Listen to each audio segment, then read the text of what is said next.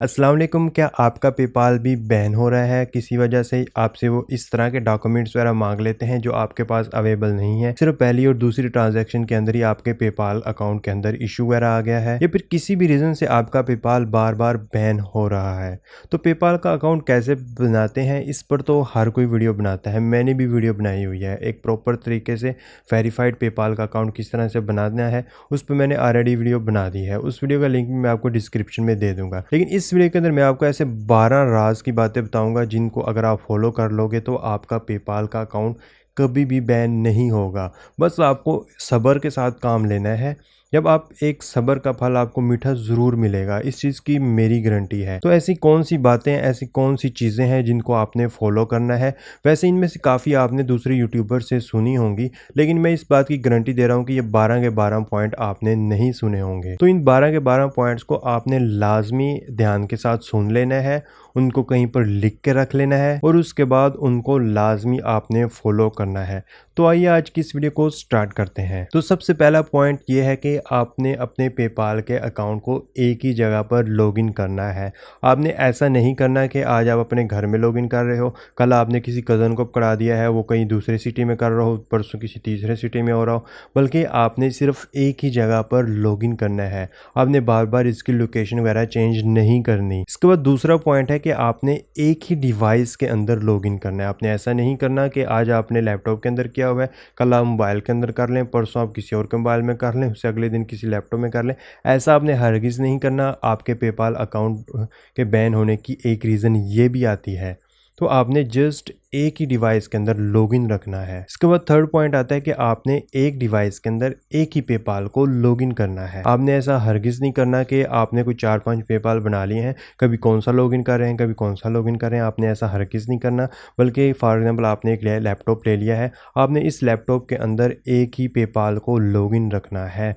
इसके अलावा आपने कोई भी पेपाल वगैरह इसके अंदर लिंक नहीं करना। इसके बाद चौथा पॉइंट आता है कि आपने पेपाल की एप्लीकेशन इंस्टॉल नहीं करनी। हालांकि पेपाल खुद रिकमेंड करता है कि आप पेपाल की एप्लीकेशन इंस्टॉल करो, लेकिन आपने एप्लीकेशन इंस्टॉल नहीं करनी। उसकी रीज़न क्या है? उसकी रीज़न ये है कि हम क्योंकि पाकिस्तान से लॉगिन कर रहे होते हैं, तो हमने पाकिस्तान का उनको एक ही आईपी तो एक ही होगा, लेकिन अभी हमने बार बार क्यों शो कराना है कि हम पाकिस्तान में ही लॉगिन इसको कर रहे हैं? क्योंकि जब हम ऐप इंस्टॉल कर लेते हैं तो हमारा पेपाल हर वक्त लॉगिन रहता है।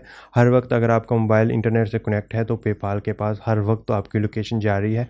तो ये चीज़ एक अच्छी चीज़ नहीं है, तो आपने इस चीज़ को भी अवॉइड करना है। इसके बाद पांचवा पॉइंट आता है कि आपने वीपीएन यूज़ नहीं करना। जब आप वीपीएन यूज़ करते हो तो होता क्या है कि आपने फॉर एग्जांपल अगर एक जगह पे लॉगिन किया है, आप उस सेम डिवाइस में आप सारी बातें फॉलो कर रहे हो, लेकिन आप जब वीपीएन लिंक करते हो तो आपको एक आईपी एड्रेस मिल जाता है। तो आप जितनी बार वीपीएन ऑन करोगे उतनी बार एक नया आईपी एड्रेस जाएगा। तो पेपाल के पास सिग्नल जाएगा कि आपके पेपाल का आईपी एड्रेस बार बार चेंज हो रहा है। तो ये एक अच्छी चीज़ नहीं है। तो वीपीएन आपने हरगिज़ भी यूज़ नहीं करना। आपने कोई पेड वीपीएन भी यूज़ नहीं करना। इसके अंदर छठा पॉइंट आ जाता है कि आपने बार बार लॉगिन नहीं करना। जस्ट आपको जब ज़रूरत हो, दिन में मैक्सिमम 2 से 3 बार ही लॉगिन इसको करना है। आपको आखिर लॉगिन करने की बार बार नीड भी क्यों पड़ती है? आपको जो पेमेंट रिसीव होती है वो तो आपके ईमेल पे नोटिफिकेशन आ जाता है, आपको पता चल जाता है कि आपको पेमेंट रिसीव हो गई है। तो बार बार आपको पेपाल लॉगिन करने की नीड नहीं है। ये चीज़ आपको सस्पिशियस करती है, तो आपने ये काम भी हरगिज़ नहीं करना। इसके बाद सातवां पॉइंट है कि अगर आपके कोई ऐसी नीड है, जैसे कि आपको बार बार इनवॉइस वगैरह जनरेट करनी पड़ती है, या फिर कोई भी ऐसी रीज़न है जिससे आपको पेपाल को बार बार लॉगिन करना पड़ता है, तो फिर ऐसी सूरत हाल के अंदर आप पाकिस्तान के अंदर लॉगिन ना करो, बल्कि किसी दूसरे कंट्री के अंदर लॉगिन करो। आप पूछोगे कि आप रहते तो पाकिस्तान में, कैसे दूसरे कंट्री में लॉगिन करोगे? तो उसके लिए वीपीएस या फिर एनीडेस्क भी काफ़ी, आपका अगर कोई फ्रेंड वगैरह है तो अब उसकी डिवाइस के अंदर किसी दूसरे कंट्री के अंदर आपका फ्रेंड वगैरह है तो उसकी डिवाइस के अंदर अपने पेपाल को लॉगिन रखो और एनीडेस्क के ज़रिए आप उसको एक्सेस वगैरह करते रहो। लेकिन ये एक अच्छा ऑप्शन नहीं है। दूसरा इसका एक पेड तरीका होता है। पेड तरीका ये है कि आप कोई वीपीएस ले लो। वीपीएस थोड़े महंगे पड़ते हैं आपको, लेकिन उससे ये होगा कि आपको किसी दूसरे कंट्री का आईपी मिल जाएगा, यानी कि आपको किसी दूसरे कंट्री की एक डिवाइस मिल जाएगी, ठीक है, जिसके अंदर आप लॉगिन करोगे, बार बार उसी के अंदर लॉगिन करते रहो, कोई भी इशू नहीं आता, क्योंकि उसमें आपका आईपी पाकिस्तानी नहीं जा रहा होता बल्कि किसी दूसरे कंट्री का आईपी जा रहा होगा। तो आप वीपीएस भी उसी कंट्री का ले लीजिएगा जिस कंट्री का आपका पेपाल का अकाउंट है। तो इससे बार बार लॉगिन करने से कोई भी इशू नहीं होता। अभी बढ़ते हैं हम पॉइंट नंबर 8 की तरफ। आपको जो बहुत ही ज़्यादा एहतियात करनी होती है वो पहली 10 से 15 ट्रांजैक्शन के अंदर करनी होती है।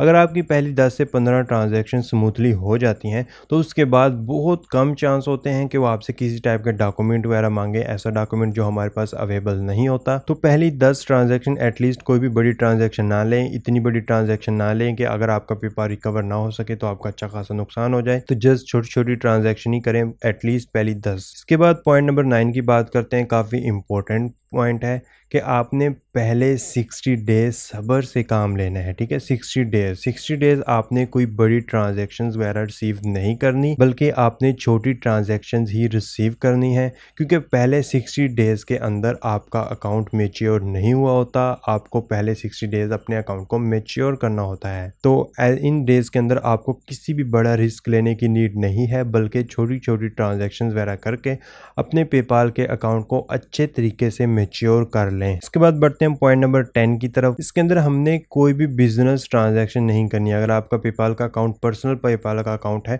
तो आपने कोई भी बिजनेस ट्रांजैक्शन रिसीव नहीं करनी, बल्कि आपने जस्ट फ्रेंड एंड फैमिली वाली जो इसमें ऑप्शन मिलता है हमें, सिर्फ वही वाली ट्रांजैक्शन रिसीव करनी है। आप कभी नोट कीजिएगा, पेपाल हमेशा डॉक्यूमेंट जो है वो बिजनेस ट्रांजैक्शन पे ही मांगता है। पेपाल पर्सनल ट्रांजैक्शन जिसमें फ्रेंड्स एंड फैमिली होता है उसके अंदर हमसे डॉक्यूमेंट नहीं मांगता। अगर हमसे डॉक्यूमेंट मांगता भी है तो हमारा CNIC या फिर इस टाइप की चीज़ें मांगता है जो हमारे पास अवेलेबल होती हैं। पॉइंट नंबर 11 है कि आपने इनवॉइसेस जनरेट नहीं करनी पहले 60 डेज, ठीक है। पहले 60 डेज जो है वो एहतियात के हैं।